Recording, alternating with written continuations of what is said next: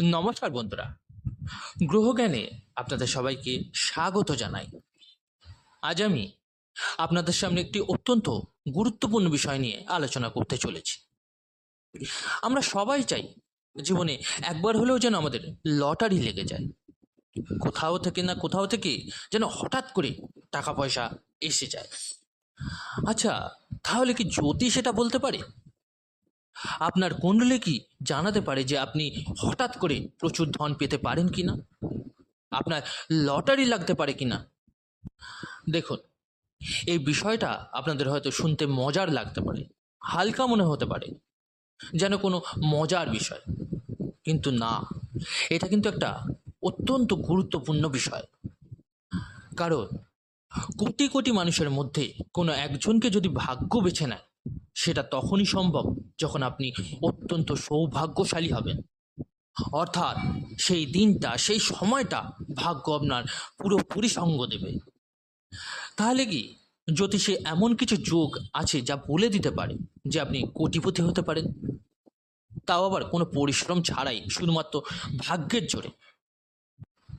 তো বন্ধুরা, আজকে এই বিষয়েই বিস্তারিত আলোচনা করব, যাতে আপনি শিখতেও পারেন যে জ্যোতিষ কিভাবে কাজ করে।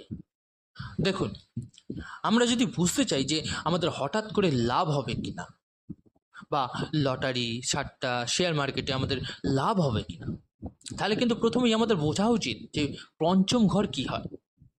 পঞ্চম ঘর অর্থাৎ পরাশর মতে এটা পূর্ব পণ্যের স্থান হয়। এটা নবম ঘরে ভাগ্যেরও সূক্ষ্ম ভাগ্যস্থান হয়। নবম ঘর আমাদের ভাগ্য, আর তার নবম ঘর মানে পঞ্চম ঘর আমাদের পূর্বজন্মের পুণ্য এবং আশীর্বাদের প্রতীক হয়। এমন আশীর্বাদ যা হাজারো বা কোটি মানুষের মধ্যে কাউকে একটা বারের জন্য মেলে।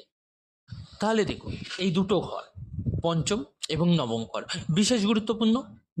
এবার বলি যে কিভাবে এটা হয়।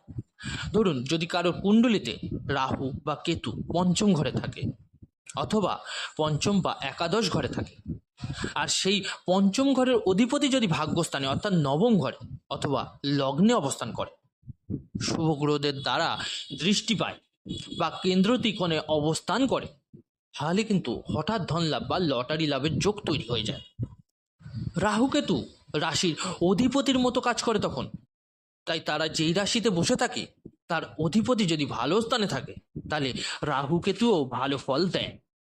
বিশেষ করে রাহু হঠাৎ বিপুল লাভের সম্ভাবনা কিন্তু অনেক বেশি তৈরি করে দেয়। তবে হ্যাঁ, শুধুমাত্র এই একটা যোগই যে কোটিপতি বানায় তা নয়। তবে হ্যাঁ, এটা নিশ্চিতভাবেই কিছু না কিছু হঠাৎ লাভ দেবেই দেবে। যেমন আপনি হঠাৎ কোনো শেয়ার মার্কেটে ইনভেস্টমেন্ট করে লাভ পেয়ে যেতে পারেন, ছোট লটারিতে ইনভেস্টমেন্ট করে আপনি ভালো লাভ পেয়ে যেতে পারেন। আর একটা বিষয় বলি, যদি পঞ্চম ঘরের অধিপতি বুধ হয় এবং রাহু কেতু বুধের রাশিতে অবস্থান করে, তাহলে লাভের সম্ভাবনা কিন্তু আরও বেড়ে যায়। এই যোগ দুটো লগ্ন বিশেষভাবে দেখা যায়, বৃষ লগ্ন এবং কুম্ভ লগ্ন। যদি বুধ নবম ঘরে যায়, একাদশ ঘরে যায় বা দ্বিতীয় ঘরে যায় এবং বুধ শুভ দৃষ্টিতে থাকে, তাহলে কিন্তু এই যোগ আরো বলবান হয়ে সৃষ্টি করবে। বিশেষ করে বৃষলগ্নে বুধ নিজের ঘরে অর্থাৎ দ্বিতীয় ঘরে, অর্থাৎ আপনার ধনস্থানে অবস্থান করে, রাহু কেতু দশম হয়, এটা কিন্তু চমৎকার একটা যোগ।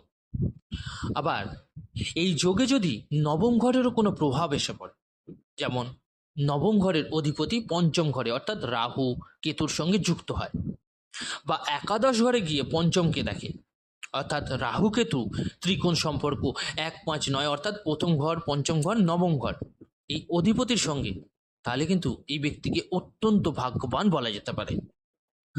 আবার যদি এই পঞ্চম ঘরে বা নবম ঘরের অধিপতির দশা অন্তর্দশা চলতে থাকে, অথবা রাহু কেতুর দশা চলতে থাকে, তাহলে হঠাৎ বড় ধনলাভের কিন্তু যোগ তৈরি হয়ে যাবে। বা যদি একাদশ ঘরের অধিপতি অর্থাৎ লাভ স্থানের অধিপতি রাহু কেতুর সঙ্গে সম্পর্ক স্থাপন করে, তাহলেও কিন্তু এই যোগ মহা ধন লাভের যোগই তৈরি হয়। তবে বন্ধুরা, মনে রাখবেন, আমি কখনোই আপনাদের বলছি না যে লটারি কাটুন বা ভালো শেয়ার মার্কেটে ইনভেস্টমেন্ট করুন। রাহু কখনো কখনো লাভ করায় আপনাকে, মায়া জালে ফাঁসিয়ে আবার বড় ক্ষতিও করাতে পারে।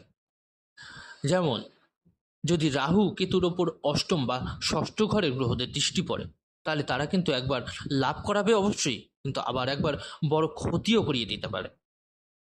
তাই এই যোগ যদি খুব খাঁটি এবং পরিষ্কার হয়, তাহলেই আপনি নিরাপদে ধন লাভ করতে পারবেন। আপনার কুণ্ডলিতে যদি যে 4টি পয়েন্ট বললাম সেগুলো ঠিকঠাক থাকে, তাহলে কিন্তু আপনি কখনো শেয়ার মার্কেট বা ভাগ্যের মাধ্যমে বা লটারি খেলে ভালো অর্থ লাভ করতে পারবেন। দেখুন, আবারও বলি, রাহু কেতু ছাড়া বড় সাফল্য কিন্তু নেই, আবার সেই দিক দিয়ে দেখতে গেলে কিন্তু বড় ব্যর্থতাও নেই। যতটা ভালো এরা দেবে ততটাই ভালো এরা খারাপটাও করাতে পারে।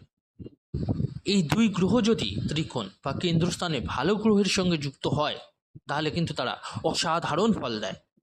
আর যদি ষষ্ঠ ঘরে, অষ্টম ঘরে বা দ্বাদশ ঘরের প্রভাব থাকে, তখন তারা কিন্তু হঠাৎ করে বিপদ ডেকে আনতেও পারে এবং বড় ধরনের বিপদই তখন ডেকে আনে। তাই বন্ধুরা, আপনাদের অবশ্যই বলবো আপনাদের কুণ্ডলী বিচার করে তবেই একটা রিস্ক নিতে যাবেন, কারণ আপনার কুণ্ডলিতে কি আছে সেটা দেখে তবেই সেইভাবে কাজ করুন। তো বন্ধুরা, ভিডিওটি কেমন লাগলো জানাতে কিন্তু অবশ্যই ভুলবেন না।